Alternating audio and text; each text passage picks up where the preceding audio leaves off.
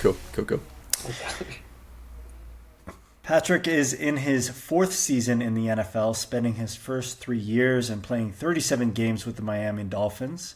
He is now part of the Tampa Bay Buccaneer squad, home of the famed Tom Brady. Patrick studied business and political science at UC Berkeley, and while there began a summer reading program inspiring over 1,000 elementary school students to read at least 4 books a summer. We're definitely going to dig into his reading habits because they are prolific. He was a standout athlete for the Berkeley Bears football team and is truly an athlete scholar. Patrick, welcome to Larger Than Ourselves. Thank you for having me. Excited to be here. Yeah, thanks for being here. Pardon?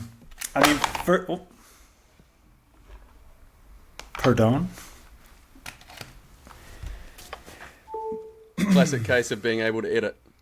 Yes. We are not live. So, Patrick, firstly, your nickname in Miami was the Intern. You want to tell us a little bit about how that came about? Yeah, so my rookie year, I was sitting in the cafeteria, and not many other players were there at this time, so I went and sat with some of the operations people that I knew. And for people that don't know about the NFL, I mean, the staffs are huge. So a lot of people in and out of the building. And during training camp, they have interns, summer interns. Usually they're in college, and they help out the operations staff because there's so many players on the team at this point. And so I'm sitting there and I'm asking these guys, what they do or what they're interested in, what they're studying in college, where they're from. And about 5 or 10 minutes into the conversation, one of them looks at me and he goes, "So what do you do here?" And I had to let him know that I was on the team. And he was a little embarrassed, but, I wasn't offended or anything. And as a rookie, you have to go up in front of the team sometimes and entertain the teams, tell them jokes, sing songs. And so I thought it'd be funny to tell that story because it had just happened to me. And I told them, what it's like to play in the NFL looking like myself. And for people just listening, I look like a pretty average dude. When I'm walking down the street, no one ever thinks that I play in the NFL. And so I told that story, and from then on, some of the coaches just started referring to me as Intern. Hey, Intern, what's the answer to this question or that? And it kind of just caught on. And then, our starting quarterback at the time, Ryan Fitzpatrick, had told the media, and they started referring to me in that, on TV during the games, and then the fans took it from there. And so, I have some funny stories in regards to that, and so it's a funny nickname, and I kind of took pride in it. I didn't mind people calling me that. Has it carried on? Are you still the intern in Tampa? Every once in a while, I'll get messages from people. No one in Tampa so far has said anything. It's not something I'll bring up. But I was actually checking out at a line in Chipotle. This is a couple of years ago in Miami. And I get to the end of the line, and this guy goes to me. He's like, "Are you the intern?" And I was like, I haven't worked at Chipotle. I'm not interning here. And then, for a second, because this was like a year after the fact. This is like my second year in the NFL at this point. And then I looked at him and I was like, "Oh, okay, you're like a Dolphins fan." And, so there's been a couple moments like that, but no one in Tampa so far. That's amazing, and also for those listening, I think Patrick's underselling himself. Before we started recording, I said that he's wearing a High Impact Athletes t-shirt, and I said it's the muscliest HIA I've seen. So he's definitely not the average. One thing that I love talking to athletes about is the origin story. Like how did you first come to play? How did you first come to love football? Like what led to this professional career that you're having now? The professional career, pretty random, pretty lucky. It was never a dream of mine growing up to be a professional football player. My actual dream growing up, I wanted to be a professional basketball player, and I didn't think I'd be good enough to play in the NBA. So my goal was to play in some European basketball league. I thought that was my ceiling. And then in high school, so I started playing football. I played 3 seasons when I was in elementary and junior high. And then I played in high school, and I fell in love with football in high school. I saw my brother went on and played college football, And so my goal was I'm just going to use football basically to get into a great school. And so that was the plan. And then ended up walking on at UC Berkeley. And when I arrived, my goal was, hey, maybe I'll play some special teams, and by my senior year, I'll get some, maybe play a little bit of offense, but I didn't really have high expectations. And then by my junior season, I ended up becoming the starting running back, and that's when my mindset sort of shifted and said, hey, maybe I will have the opportunity to play professional football. But I can't lie and say it was like a lifelong dream. It was just football just was something I kind of fell in love with randomly, and I'm still playing and I'm still enjoying it, and so I'm hoping to do that as long as that's the case. Super interesting. That's very uncommon, I think, that that someone has a sort of a goal in another sport and then opportunities present themselves in a completely different sport. I love that. Can you? Yeah, well, the truth is, I don't know if I would have been good enough to even play European professional basketball. I'm just under 6 feet tall, and so it's probably good that I ended up going with the football route. I remember I think it's a Malcolm Gladwell thing or something. Isn't it like every extra inch that you grow is an extra, I can't remember, an extra something % chance that you'll make it into the NBA? Where like if you get to 7 feet, then the chances of you becoming an NBA player are just massive. Yeah, I think I've heard something about that.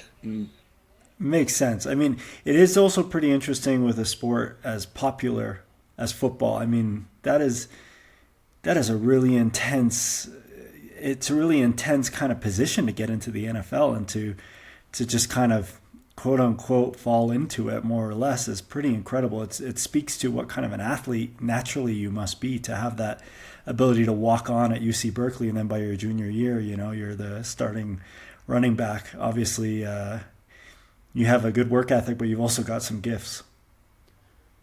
Yeah, I don't want to make it sound like I just I still really love football, and so like I worked really hard to get to where I am. It wasn't just all natural.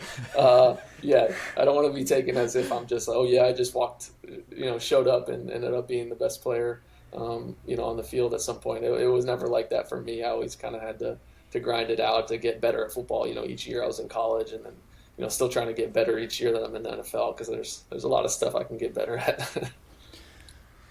Pardon my ignorance. So, what exactly does being a walk-on in college mean? So, with the NCAA, and I don't know if this is going to be the case going forward because they're losing power, it seems like, each year. But when I was in high school, each college team could award, I think it's 25 scholarships to high school students or junior college transfers, but there's a limit on how many full scholarships that they can offer to kids to come and play football and be a part of the program. And then I think you can have 80 total. So they have to allot that out a certain way. And so there's generally around 100, maybe 115 guys on a team. And so there's 80 scholarship players, but then you need to fill those other 20 to 30 spots. And so some schools, put a lot of time and effort into recruiting non-scholarship football players. And so that was the case when I went to Cal. And so I was technically a recruited walk-on, but still a walk-on. So I showed up on campus without a scholarship and had to eventually earn that. And usually you earn it when you start to play and contribute to the team. Got it. Okay, thanks for that. So in doing, well, I'd seen this video earlier, but then in sort of doing a bit of research into your life and your career for this podcast, I rewatched a video of your first touchdown in the NFL, and just had a huge smile on my face. Like I was grinning both at the play and then at the reaction. It's just beautiful to see that sort of achievement in someone's career. Can you talk us through a little bit the scoring of the first touchdown and the emotions then and afterwards? Yeah, I need to rewatch it because it's been a while since I've seen that. That was a really special moment, honestly, because I felt like it was validation, and it was validation because, one, there was a lot of people that just thought that me pursuing going to play in the NFL was a pipe dream. It was something I was wasting my time doing. And you can always say, I don't care what people think, but there's always a little part of you that says, like, if I believe that I can do this and a lot of people don't believe I can, it feels good when you prove them wrong. And so scoring a touchdown to help the team win, I think it was in the fourth quarter, kind of at a crucial moment. I think we took the lead against the Eagles, and it felt great. And so I don't know, it was like in that moment, I don't spend my day-to-day thinking about the people that don't believe that I could have made it and played in the NFL. But I think in that moment, it was like one of those cool things, like after the game, kind of reflecting on it. Like, hey, I really made it to this point and helped my team win by scoring a touchdown and something. I still have that football. And I'll probably keep that football for the rest of my life. I don't know, maybe give it to one of my grandkids or something one day. But yeah, it's just something cool to know that I accomplished. Amazing. So talk to us a little bit about, being an NFL player, playing in the NFL. What's something that people might not know about what it's like? Yeah. I guess I'm assuming this podcast audience is international based on Marcus's background. So I don't know. So from like an American perspective, I think people think that, if you play in the NFL, like you're some superstar and you can walk into a restaurant or something. Like most guys on the roster are kind of unknown, and that's just by virtue of the way the game is set up. We have helmets, so no one can really recognize your face, unless you're checking out of a Chipotle and they happen to be a Miami Dolphins fan. But yeah, it's just it's not the big glamour and stuff that you'll see on these like portrayals on TV shows like Ballers. It's most of the time you're just like a normal dude, and then when you go to work, you just happen to put on some football pads and run around and catch a football. Yeah, so it's I would say it's not as glamorous. Obviously, it's an amazing job, and it's like I wouldn't trade it for anything. But yeah, it's not. I don't think it's as glamorous as it's portrayed. While there are some guys that do get to live that lifestyle, I happen to not be one of them. I feel like that's such a theme across sport. Like what the outside world sees is very different from the day-to-day of what an athlete experiences. It's very true in tennis, so I know. And I mean, that can be a good or a bad thing depending on how you look at it. Yeah, I think for me, I think it's a good thing. I think it's nice to walk into a grocery store and just get a walk around without being bothered or anything like that. Whereas some of my teammates, they can't do that. Some of them are so recognizable that they can't go do normal things without being bothered. For me, I think I try to look at the positive part of it. Yeah, one thing that really stuck out for me vividly at the Rio Olympics. So Usain Bolt, absolute superhero. Like everyone loves him, everyone wants photos with him. And then it was like the Andy Murrays and the Venus and Serena Williams who got bothered the most, to the extent where I was in the cafe having lunch one day, and Venus and Serena was sort of sitting down the other end of the table. They couldn't eat. Like every 30 seconds there'd be someone coming up to them asking for a selfie, and in the end they just like dumped their lunch and walked out because they just couldn't get a moment of peace. And you'd think that the Olympics would be the one place in the world where a world-class athlete could just be amongst peers and not get bothered, but it wasn't the case. And it must be so hard. Like if that's what the case was at the Olympics, like imagine somewhere more neutral or in the public. Mm-hmm. I saw that and was just like, wow, I'm actually really, really glad that that's not something that I have to deal with in my life. Yeah, I totally agree with you on that. Yeah. So that's not one of the hard parts about your job for you. But what would you say what are the hardest things about being a professional football player in the NFL? So for most guys and for myself, I think it's just the toll on your body. There's been some improvements on the safety of the game, but at the end of the day, it can still be a violent game. And so they always say the injury rate in the NFL is 100%. if you play long enough, you're going to get hurt to some degree. So that's hard for everyone. And then on a personal level, like a lot of traveling. So for the NFL, it's actually a lot better than, say the MLB or the NBA. I'm sure tennis as well. It's just like probably a lot of traveling. So that's tough if you have a spouse or, a partner that can't travel with you. So for me personally, like my girlfriend's in law school, and so she can't just pick up and go to whatever city that I sign with. And we have a dog together, and on a personal level, that's probably one of the tougher parts. It's just being separated from someone you love. So, that's probably those two things are the hardest things: the toll on your body, and then just being separated from your friends and family. Yeah, that's such a crazy stat to think about, isn't it? 100%. Like the knowledge that if you keep doing this thing that you love, you just will get hurt. That must be tough to deal with mentally, psychologically.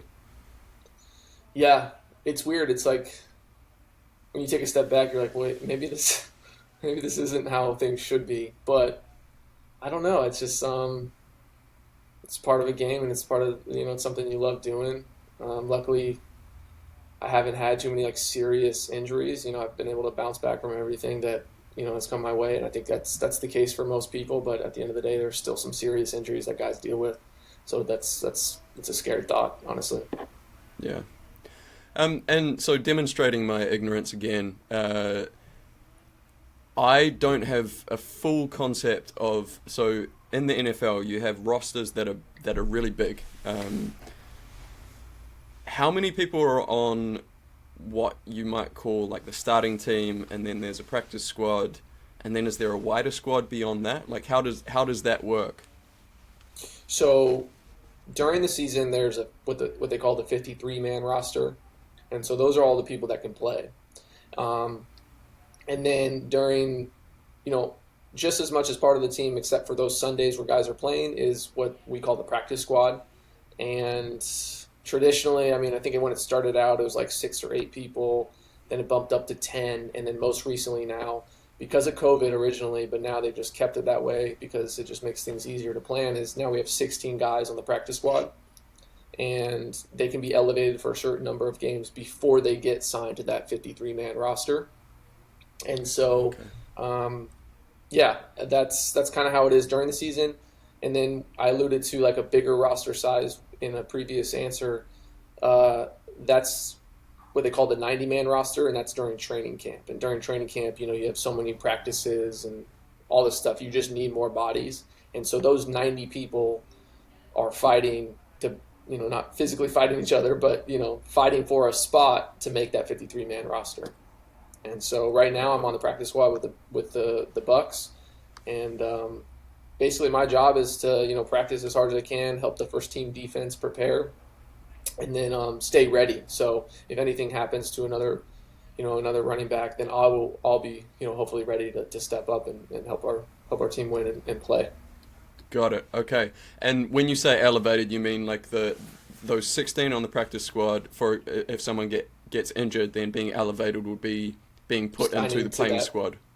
Yes, signed to that 53-man roster. Got it. Yeah. Okay. I feel like a little I'm learning different a lot than just having a doubles partner, eh, Marcus? Yeah, very, very, very different. Must be cool though to be part of such a big team. Like like the biggest team I've been part of in my professional career is sort of Davis Cup, which is maybe 6 people total, or I guess maybe the New Zealand Olympic team, but you don't it's all sort of spread across sports and that sort of thing. So yeah, it must be a cool sense of community. It's one of the more unique things I think with football, and something that I try to appreciate is you get such a diverse background of people. You have. There's, I'm from California, which produces a lot of, football players. So, Southern California is kind of like a hotbed for football. But then you get, tons of people from Texas and Florida. Then you get teams or guys from the Midwest, and just so many different backgrounds and types of people that I probably wouldn't have been introduced to if I didn't play football. And that's the case in college, and then it's even more so the case in the NFL. So it's just, it's pretty unique, and I really enjoy trying to just ask guys where they're from and learn their stories and hear more about their background. Yeah, that's really cool. Okay, I really want to talk about reading because I've been a fanatical reader since I was a kid, and I think that's been basically the same for you. So I want to get all of your recommendations. But you're a voracious reader. You post a lot of opinions, reviews on your Twitter account. We'll link to that in the show notes. It's amazing. I feel like a lot of book reviews or opinions can be just sort of saying the same things, but I feel like yours really try to find a difference in opinion compared to other reviews, which I appreciate. And in the intro, we heard that you were instrumental in teaching thousands of kids to read, which is amazing in itself. My first question is, where did the love of reading come from? I think it came from my family, and especially I want to say like my older siblings. So luckily, I came from a home where both my parents, graduated college, got professional degrees. So they stressed education growing up. They were reading to us when we were younger.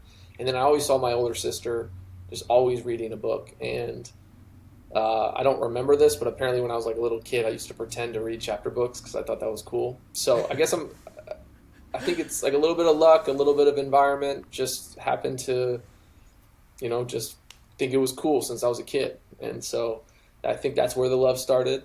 And, I know a lot of people fall out of reading just, from being busy or whatever it is. And I'm just lucky where I still really enjoy doing it. So it's something I usually do every single day. I love that framing. I wish we could find a way to make reading cool for young kids, or cooler than it currently is. What's funny is I was actually having a teammate, during practice today, he was asking me about what book he should read. So I'm about to, when people say, what book do you recommend? I never give them like the latest book or book that I enjoy. I say, hey, what are you interested in? Because I can give you a book that I liked, but if it's something that you don't like, you're not going to read it. Everyone enjoys reading, I think. I'm convinced. Because we'll sit on Twitter for 20 minutes and you're Sure. reading basically the whole time. So you're interested in reading. It's just, you got to find something you're interested in. And so I picked his brain for a little bit, and I'm going to bring him Freakonomics because Nice. I'm thinking he might enjoy it. Nice. That's a really good point. I mean, learning is something that our minds crave. We want to, especially if it's something we're interested in, and finding that genre, finding that kind of that topic that piques our curiosity, piques our interest is really what it's about. What's your favorite genre? What gets you going? I try to mix it up a lot, but I always come back to, I'm always reading like political history. And I don't know why I find it interesting, but it's just, I find it fascinating, all like the crazy characters. And right now I mainly have done like American political history. I do want to venture out and do some like, world history, maybe some like, start with some European history, like Napoleon or someone like that. People that just have had like an impact, positive or negative, on the world, and just kind of learn about their stuff. But right now it's just political American history is something that like I'll finish those books in just like a week. And who's your favorite author? Favorite author, I'd say I like Michael Lewis. So I like fiction and nonfiction, but Michael Lewis will just have these nonfiction books that you kind of devour like they're a really good fiction book. And so I'd say Michael Lewis. I've probably read like 4 or 5 of his books. So I haven't read them all, but I really like everything that he's put out. He's a genius at making what might seem a boring subject just super interesting, right? I feel like Right. same as the Freakonomics guys and sort of the Malcolm Gladwells. They just, the subject matter at first glance might be super dry, but they find a way to make it intensely interesting. Right. So have you read any historical fiction? I believe that's the right term for it. Yeah, I have. I read one recently about the Gettysburg battle. It was like over 3 days. I want to say it's called Killer Angels. And Nice. Yeah, so I do. If I could find more quality historical fiction books, I would read them because in some way you're learning as you Mm. read, but then you're just enjoying like a good narrative as well. So I'm a fan of historical fiction. I haven't done a good enough job of like seeking out historical fiction to read. Well, I might have one recommendation for you, and then I'm going to ask for a recommendation in return. Okay. Uh, there's a series about Genghis Khan, and I'm going to have to find you the author. Is it? It might be Con Agulden. Anyway, it's I think it's a 3 or 4 book series, and I'm taking it on faith that the broad strokes in terms of historical fact are kept true. But yeah, it just, you don't feel like you're sort of imbibing facts, but you are, and at the same time you're just taking on a roller coaster journey. And also just the Mongol Empire is, I feel like it's sort of maybe not underrated but underappreciated how much they did with how little Yeah. technology and just like being ferocious. Right. Yeah, I And read a little bit about it recently, and I was just blown away about like some of the stuff that they introduced to the rest of the world. And it's likely that the world today wouldn't look like it does without their impact.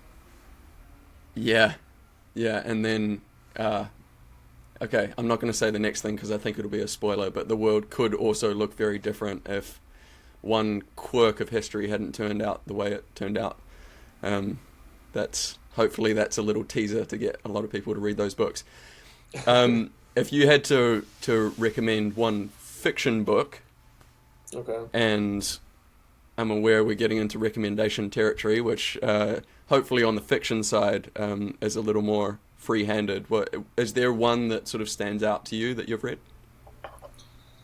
I don't have like a go-to one that I recommend to like everyone, but I read this year, All the Light We Cannot See by Mm. Anthony Doerr or Dewar. I'm not sure if I'm pronouncing his last name correctly, but I just I was just blown away by that book. And I know a lot of people say like, "Oh, I don't read fiction because I feel like, if I want to be entertained, I'll just watch a movie or a TV show, and then if I want to learn something, I'll read nonfiction." But I think I felt like when I was reading All the Light We Cannot See, I was like learning things about myself, which might sound weird, or it's just like it was almost like I just gained a new perspective about the world. So um, I try to tell people like reading fiction, you're still learning a lot. Some of the best thinkers of our times were just big fiction fans. Um, I met Michael Lewis, and he doesn't even read nonfiction. He only reads Wow. fiction books. Yeah. So there's a lot more to fiction and reading fiction that you can learn than I think people think.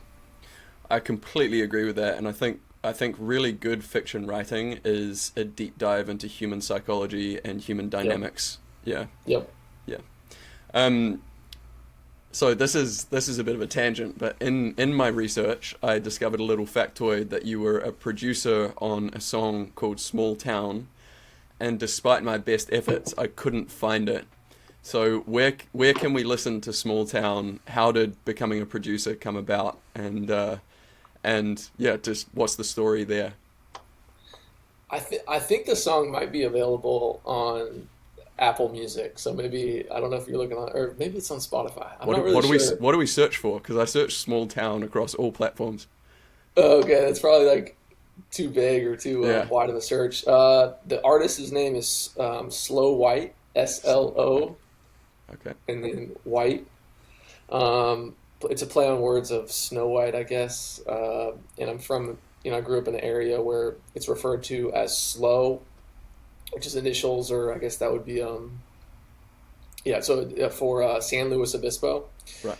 And yeah, so I guess if you search Slow White, small town, it might pop up. But I got into producing music when I was like maybe seventh or eighth grade, messing around on GarageBand, and it came out of just like I started to really get into like hip hop and rap music.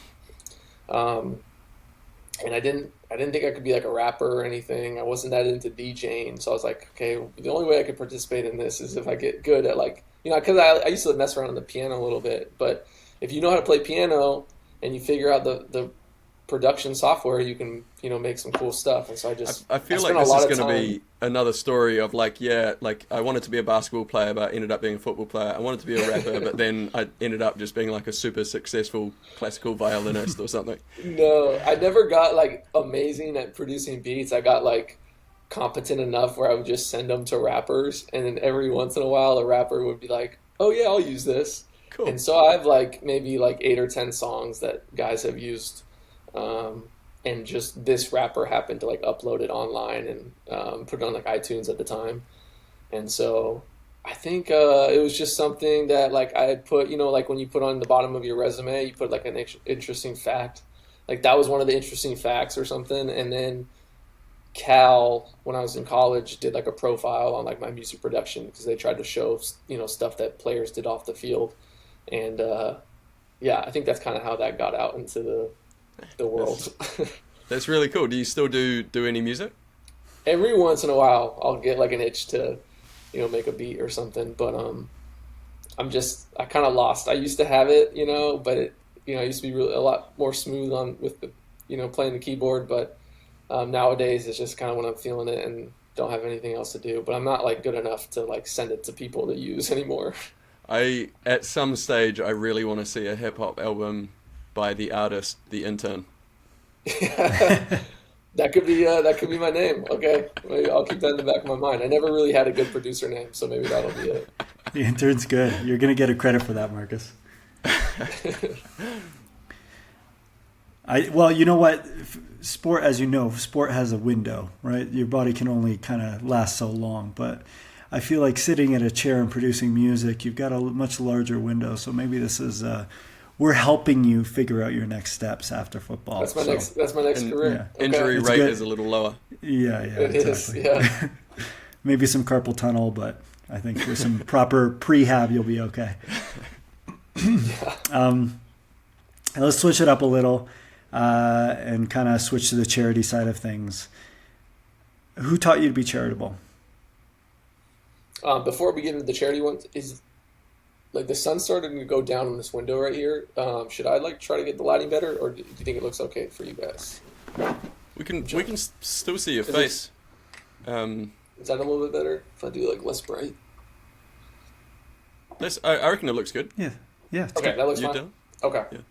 Yeah. So how did I get charitable? So growing up, I think my parents emphasized doing good by the community, I think. And most of our stuff was focused on a local level. And then I went to, a Catholic school for pretty much, all my upbringing. And that was something just emphasized, I guess, at school. And so I think it started with my parents. And then as I got older, you start to form your own ideas and start to decide on the type of human being or person that you want to be. And just listening to podcasts and kind of when I was in college, like I started to, I think, like reason my way into what I thought, what it was to live a good life. And I'm still going through that reasoning. So I'm kind of discovering, still discovering, what I think or what I strive to be a good person or live a good life and participate in charity. So I'm kind of still on my journey to figure all that stuff out.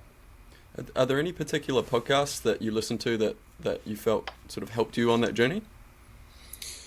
So I know, Marcus, when we first met, I mentioned that I was kind of introduced to the effective altruism movement, and I think I might have name dropped Peter Singer. I heard him on a podcast. I couldn't even tell you what podcast it was because back in college I used to just shuffle around and look at, listen to tons of different podcasts, and he was on one that I listened to, and it was kind of in that moment, it kind of like it kind of just started to make sense what he was saying. And I know he has a lot of different things that he argues for, and I don't know if we align or if I perfectly align with everything that he says. But it's kind of like when I was in college, I got introduced to him and his thinking, and it kind of just made sense to me. Nice. What drew you to high impact athletes in particular?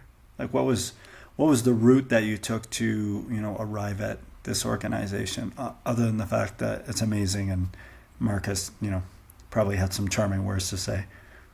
Well, I think that's it exactly, Marcus and his charm. But we happened to be in this same class, and it was during my off season. I don't know if Marcus was. I think he might have been rehabbing during the class, but yeah, we met during this class, and he just he wanted to schedule a phone call and discuss this thing that he's been working on, and I took the call randomly.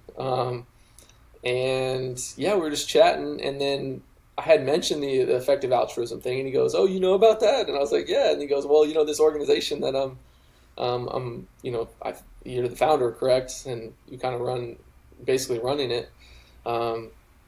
Yeah, that's kind of how I got introduced to it.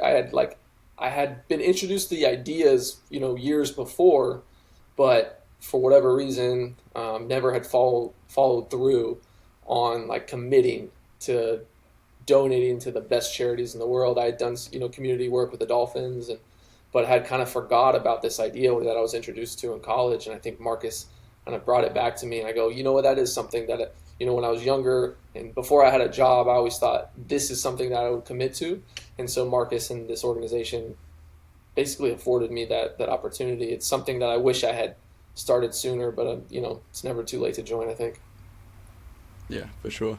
And so I think I'm remembering this correctly. We were on the very first sort of group call, right? Around we were. Yeah. Yeah, so I'll try and explain this. So in this class, we got split into, I think we were a Zoom room of 4 people, and the game was you had to write down on a piece of paper if you were going to cooperate or defect. And each person wrote their own thing, and then it was like 3, 2, 1, show what you're going to do. And it's sort of like the prisoner's dilemma thing, right? So if everyone cooperates, it's good for everyone wins. But if someone defects and everyone else cooperates, then it's really good for the defector. So it's sort of a points-based system. And it was me and Pat and one other person and one ballet dancer.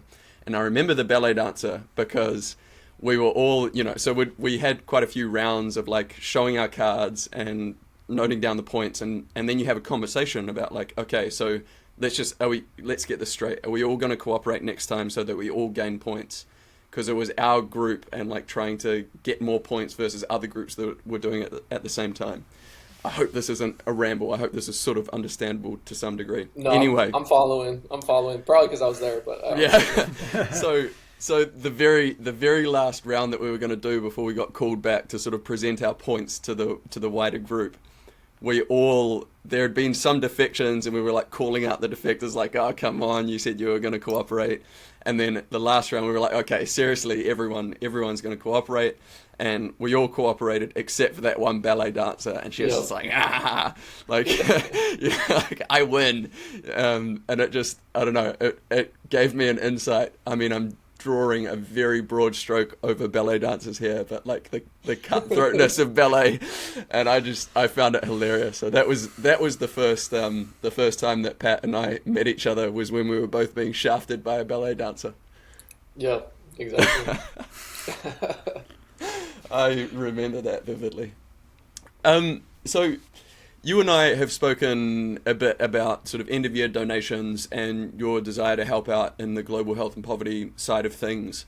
Are there any particular charities that High Impact Athletes supports, or any particular problems within that area that resonate with you the most? Yeah, so I think the project Healthy Children, just looking at what they do. There was another one, the New Incentives program. Basically, it's just let's just figure out the best way to get these kids the healthiest we can. And let's not pretend putting up billboards and signs in communities. Let's go pay parents to get their kids vaccinated and get them the vitamins and get them the nutrients they need. So anything with, all the global health and poverty charities are awesome, but the ones that focus on the kids, it's really hard to imagine being young and just nutrient deficient and just being young and basically miserable because you don't have access to good health care.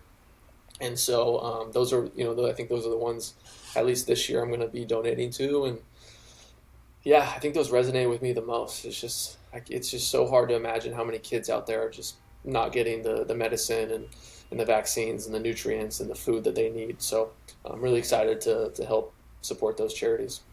Yeah, amazing. And it's even just like getting kids to baseline, right? Like, yeah, good health is nice, but so many kids, so many hundreds of thousands, if not millions of kids around the world are just so far below like the most basic line of being okay to operate in the world, like being healthy enough to go to school or being healthy enough to just, get out of bed.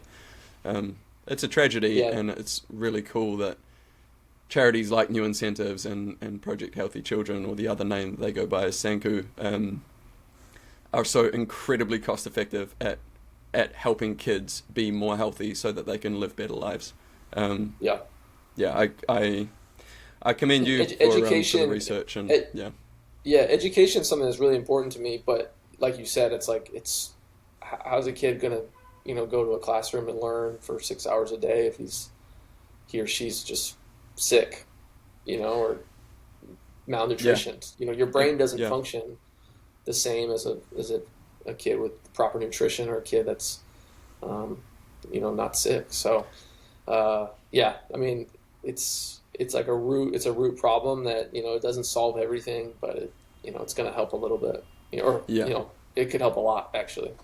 You're absolutely right, and it's sort of counterintuitive, but not only do sick kids not want to go to school, but sick kids' brains don't physically develop in the same way that healthy kids' brains do. So there are so many different ways that a good baseline of health helps. So yeah, I have a huge amount of admiration for the commitment that you've made, and just want to say well done and thank you. Well, thank you for just reaching out to me, and I hope that I would have arrived at these commitments, but the truth is it's something that I forgot when I was young. That something I learned when I was younger and when I was in college and before I had a job, and forgot about when I did have a job. So that's one of the cool things about high impact athletes is like it gave me the reminder that, hey, this is something that made sense to me when I was younger before I was making money. So now that I am making money, like now I have the opportunity to commit to something like this. So I appreciate you taking the initiative, and I don't know, what is it, over 100 athletes now a part of it? Yeah, I mean, that's a around lot of people. now. So feels cool, and it's cool to see all those names on the website of people doing the same thing. Thank you, and hopefully you're the first of many NFL players who make. Yeah, I'm working on it. Commitment. I am working on it. I told you I was going to reach out. Yeah. I have a few people in mind. So beautiful stuff. Intern. You gotta rally the troops. I gotta rally. Yep. Find some full-time workers.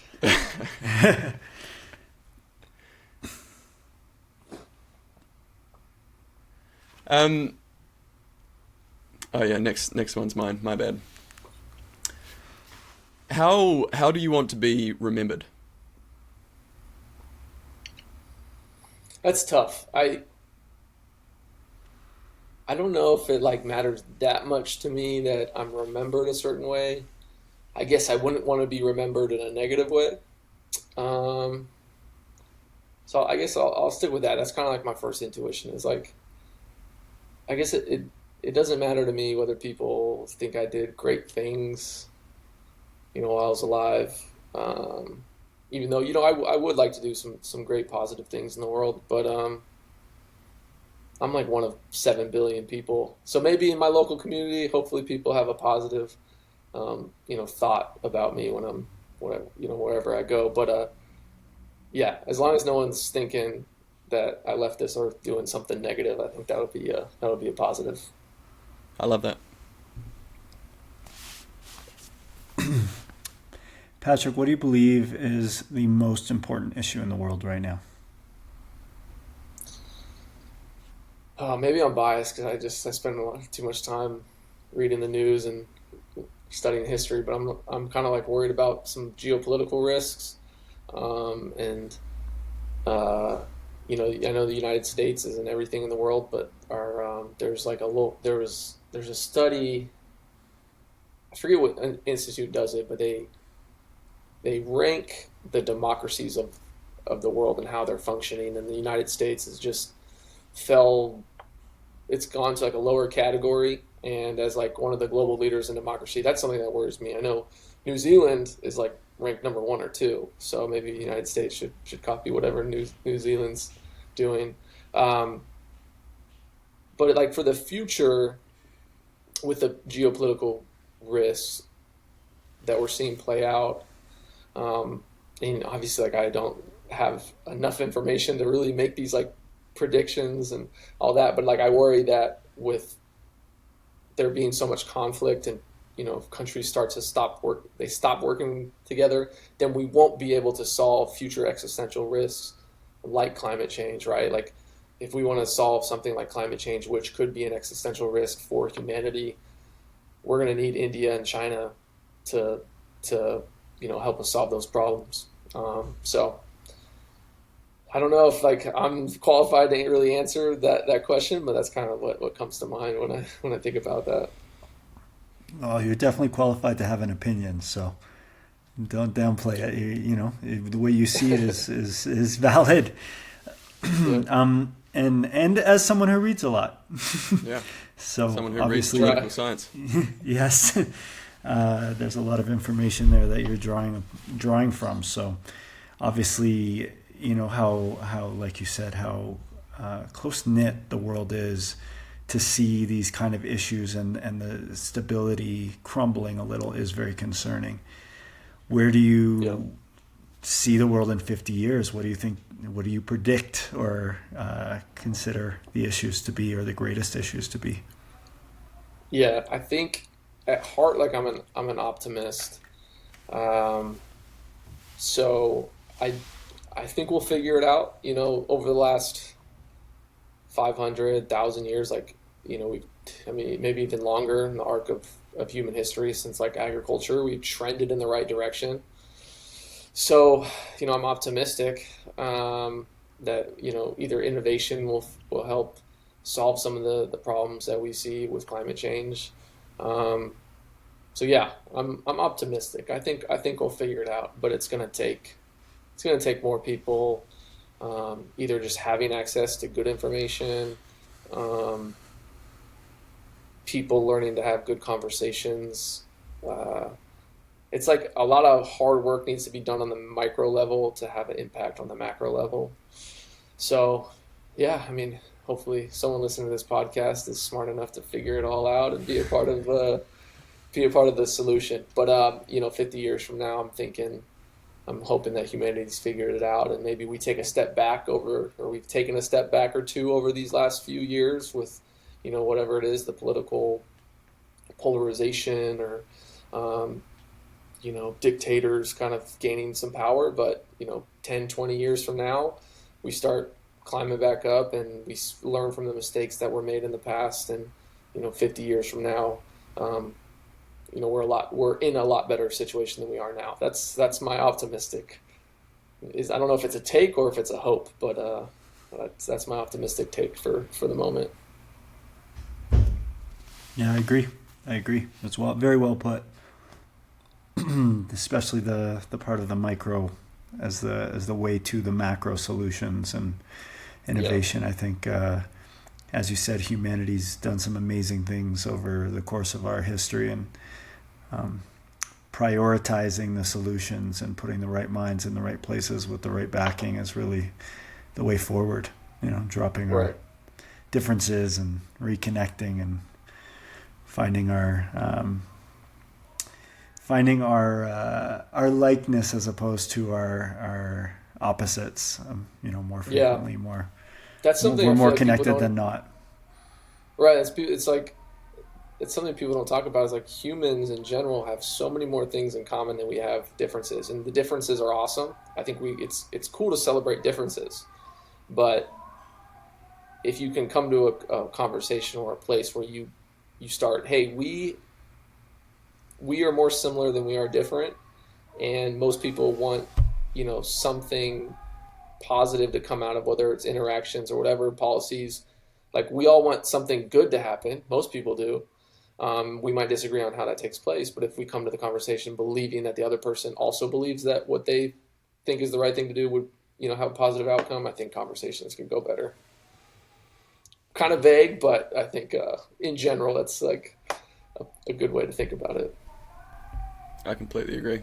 I think, yeah, when I think about existential risk to humanity, the thing that I think is a precursor to all of those risks is this sort of extremification of us versus them mentality, and allowing that to get too far apart. And totally agree, differences are beautiful. Like, that's the interesting part of humanity, is that we're so diverse. But I think, yeah, the celebration of difference rather than the sort of the tearing down of difference. Right. That's something that we can get better at as a species, I believe. Yeah, good way to put it. We've got some just interesting. Wait a moment. Music talking about differences. I'm in Mexico City, and on Fridays there's a truck that comes around with a speaker, and they're picking up people's old mattresses and stuff, and it just plays and plays. And, I had when I was living in Barcelona, they have very early mornings, 2 or 3 times a week. They had these guys who would roll around trolleys of LPG gas cans to sort of replace in restaurants and stuff. And the way that they'd let everyone know they were there, they had a big metal stick, and they'd bang it into the gas cans and yell. So, like 6 o'clock on a Tuesday morning, you just have a guy outside your window banging and screaming. So I feel like that's Barcelona's version of the mattress people. Yeah. I think we're in the clear now. Just to cycle back, it's not just humanity celebrating differences and diversity. If you look at nature, it thrives with more diversity. It's those differences actually accentuate and complement and create this cycle of life, this way of everything helping one another, whether it's through knowledge intended or not, but the differences are to be celebrated, because I think that is our way forward. That is how we, change our mindset. If everyone thought the same way, we wouldn't challenge the way we think. We wouldn't think outside the box, and innovation would be, eventually it would just stop, I think. So, Right. That realizing we're more similar than not, and then celebrating those differences is really a powerful way for us to look at moving forward. Yeah, really well put. All right, we're going to hop into some quick fire questions to finish up. So, I mean, if you want to go on a long-winded rant, you're welcome to, but Okay. you don't have to. What's humankind's biggest flaw? Whoa, starting with the hard one. I think we're bad at, like, we're not wired to be rationally or make rational decisions when it comes to, like, ethical questions. So, I mean, this is an answer I'm giving because we've been talking about charities, but I think there was some study done, and I won't get all the stats completely right, but the basic conclusion was, when you tell a story about one child who's suffering and you ask for donations versus you tell them, okay, there's 500 kids going through this really bad situation, humans will donate more when they hear the story of that one child versus hearing the story of the 500 or the thousands or the 50 to 100,000. So it's like we're not really we're not wired in a way to, like, process all these, like, huge problems that so many people are dealing with. And so I think that's, like, a flaw in the way our brains work. Is we hear a story about one person and we're motivated to move, and we hear a story about thousands of people and we just move on to the next thing. And I think everyone's guilty of this, because we hear stories about stuff happening on the news and tragedies around the world, and we just move on. So Yeah, that, I mean, I bring that up because that's why it's great to join an organization like HIA, because you know you're not wired to tackle these big problems. So let's give money to the organizations that are doing the most good and being the most effective at it. And so that's I know, these are quick fire, but that's kind of my long-winded answer to answer that. Oh man, you're speaking my language. This is yeah, this is I think our biggest challenge in this movement is telling the story in a way that shows that the thousands of people that we're impacting in a positive way, they're all individuals. So, trying to convey a bit of the emotion that comes from hearing an individual story and keeping that emotion and then saying, yeah, but like all of those thousands, all of those statistics, they are individuals. They're all single people with single people's wants and desires and fears and sufferings. And it's a Right. really, yeah, we are going against the wiring of our brain, so it's a tricky problem to solve. But yeah, any insights anyone has into trying to retain the emotion around larger numbers, please reach out, because I think it's so important. Well, yeah, and I Yeah. wonder if it's kind of a defense mechanism, because to feel that for one person we're capable of, and our mirror neurons are compassionate nature as human beings. We feel that, and then to try and conceptualize feeling that for that many people, maybe there's something in our brain that just goes, nope, it's too much. I need to like disassociate or compartmentalize this because it's too much to handle. Yeah, good point. Yeah. And I hope that, through increasing awareness of the charities that can do so much good for such relatively small amounts of resources, I hope that gives people the feeling that they have the toolkit to be able to care for a larger number of people. Like, if it feels overwhelming, it's like, okay, it is emotionally overwhelming, but we do have tools that we can, as individuals, impact such large numbers of beings. Right. Yeah, I could rant about this for hours, so I'll just move on to the next question. So much for a quick fire.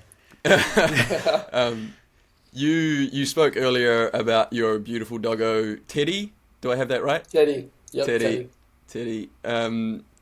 Do you believe that humans should treat other animals relatively equally? I mean, I guess it depends on how you define relatively equally. So just to be open, I'm not a vegan.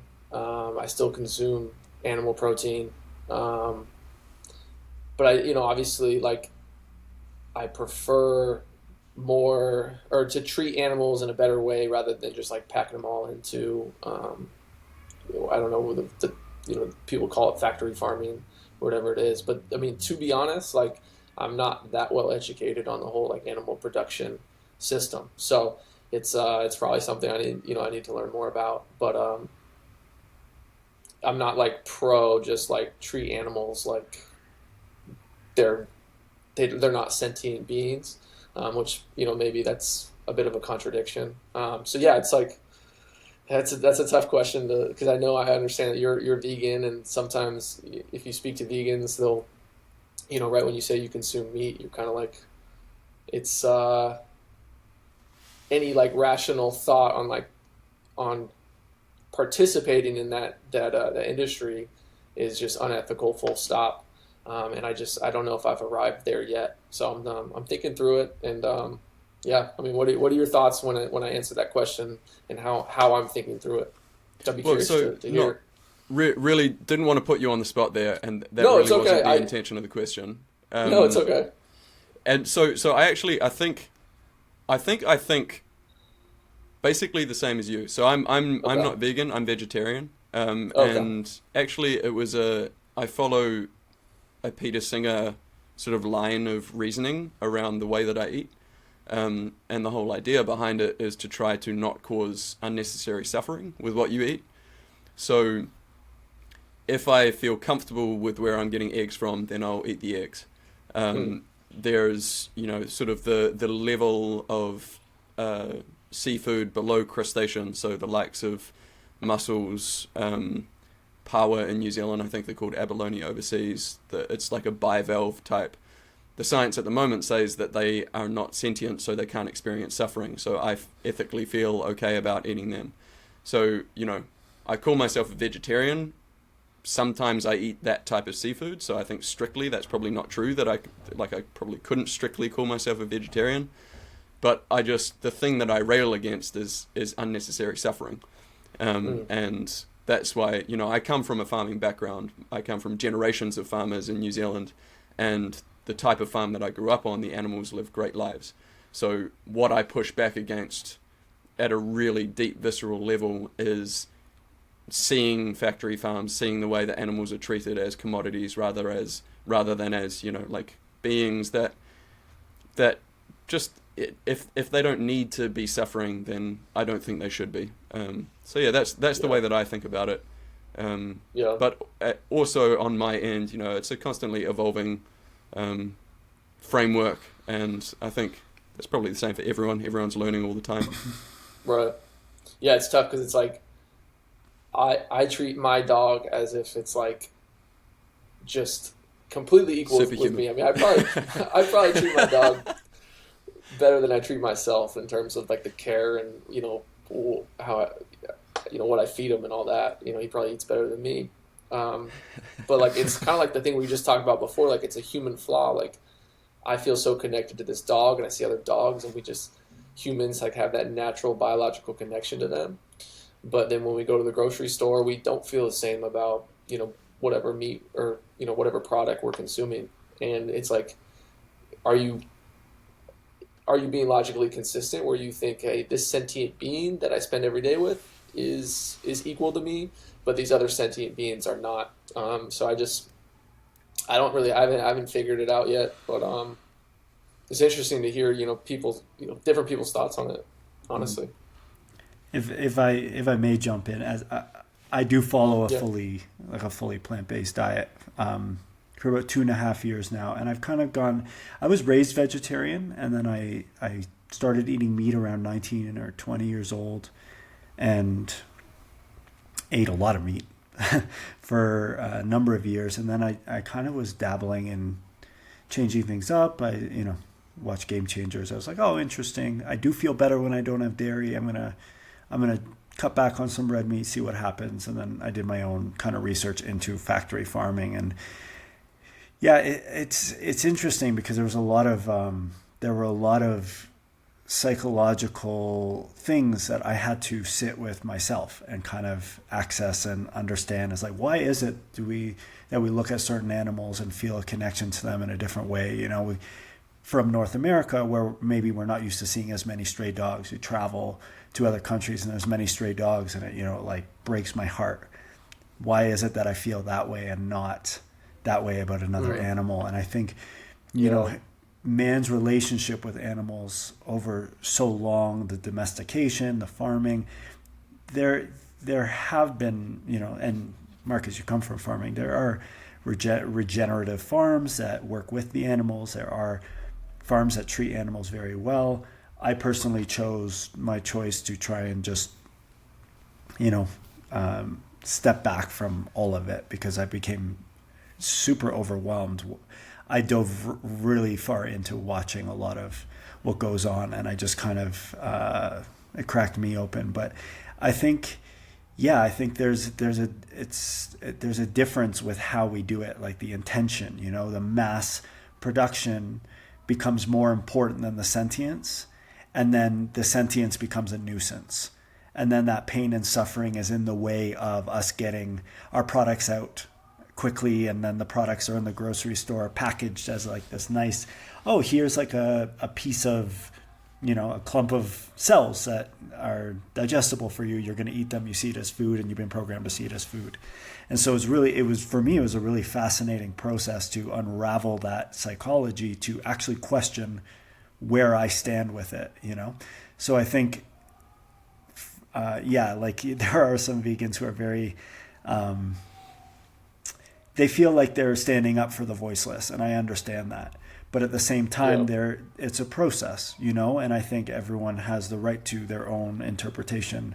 My only thought for everybody is to have the courage to look at it to question Yeah, it. I didn't mean to call it vegans to be like all No, of no, them no. I are didn't like take it personally. super Don't hard worry. or anything. No, I know. Yeah, I was just trying to say like I'm still thinking through it, and I understand that people can see my rationale and say, okay, it's completely illogical, and I understand that. So and it's just something I'm still thinking about. But like this type of conversation, I think, is just so useful. Like, and I commend your courage to have this conversation because I think a lot of people just don't. A lot of people aren't willing to talk in a calm, sort of conversational way about these ethical issues because it can, even if it's not an attack, it can really feel like an attack. And I think that's where, the sort of militant veganism side, I think can actually sometimes do a little more harm than good. Where It's divisive. yeah, putting too many people under this feeling of attack, like that's not what we want. We all just want the world to be a better place. So yeah, like Yeah. this type of conversation I think is really good, and I hope more people will have more conversations like this. Yeah, thank you for having For it. sure. Yeah, of course. Next rapid fire. Next rapid fire. We're crushing these guys. The quick fire is longer. Usain Bolt would first be part so of the proud. On that note, what is the best thing about humanity? And can it save us? I think I alluded to it earlier. I think we progressed really far. So just like things like literacy rates, expected lifetimes, things like that. It's gone really far, and but there's a ways to go. So that's the best part, I guess, is just we've progressed. Yeah, and I think I had said I'm an optimist. I think some of the toughest problems that we have, I'm hoping that we innovate, because we've innovated the last couple thousand years and created some pretty amazing things.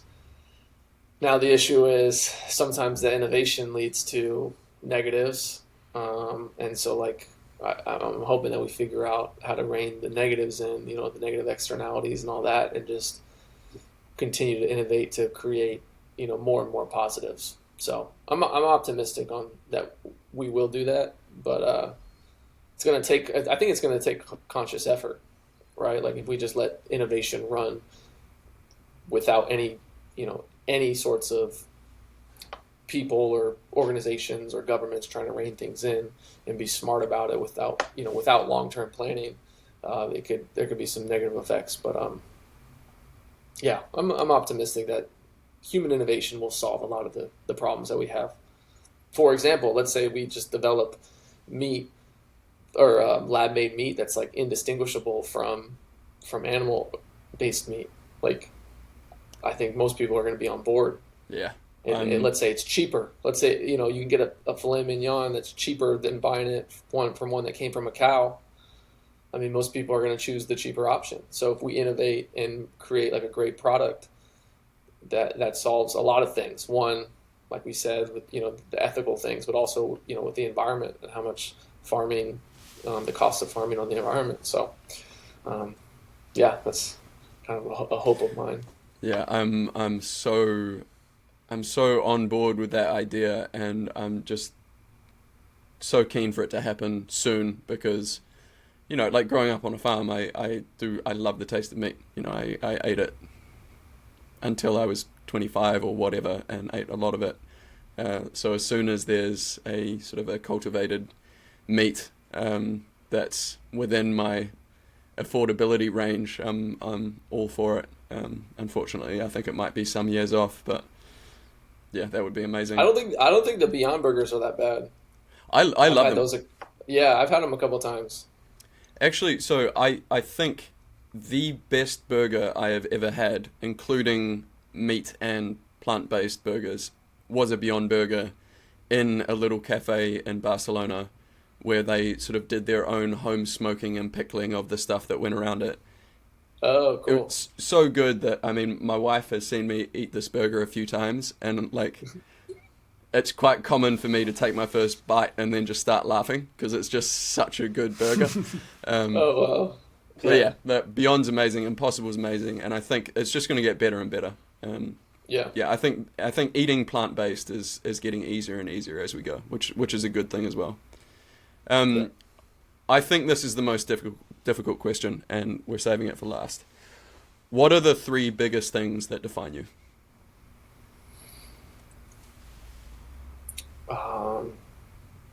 I love it's so cliche. I love my family and friends. Like, I think it's just my family, my friends, my girlfriend. Like, I care about them a lot, and so I don't know if that like is something that it's not a characteristic that defines me, but I think it's a part of me that's important. I enjoy learning. I think curiosity is like something that I'm lucky to have. I really believe that I'm just lucky to be a curious person. Because it's just, for me, it's every day it's fun to learn things. And I know that's not the case for some people, but I feel lucky that that's the case. And then I enjoy working, so I know that's kind of weird, but like right now I'm enjoying playing football. But I like that. I like just waking up every day and having like a sense of purpose to go and work. And so right now my work is helping my team win football games, which might not seem important to people, but it's just something I enjoy doing. And then when I'm done, when I was in school, I enjoyed the work of, not all the time studying for tests and all that, but I enjoyed, for the most part, going to class, taking notes, getting a good grade, writing a good essay. Like, I enjoy the process of like hard work. I enjoy, going to the weight room, trying to become a better athlete. And then I enjoy going to practice and becoming a better football player. So I like the work. And so whatever I do after football, I'm hoping that's still the case, that I enjoy going to my job and just working. Love that. When you were casting in your mind for a third thing, you and I don't know each other well, but the thing that came into my head was work ethic, and I wondered if you were going to say it, and that's what came out. Patrick, thank you so much for your time. This has been really interesting for me. I feel like we've covered a very wide range of topics. And I'm petitioning that we use Slow White, Small Town as the theme song for this episode. Special episode. I don't know if you guys are gonna. I don't know if you guys will think it's that good. It was a while. It was a while ago. It's the first thing I'm doing after we stop recording is going and listening to that song. But really, thank you so much. Thanks for your time chatting with us. Thank you for your commitment to doing good in the world. And good luck for the season. I think, given your work ethic and it radiates off you, I think that's going to be recognized more and more over time. And I appreciate you. Yeah, well, thank you guys for having me on.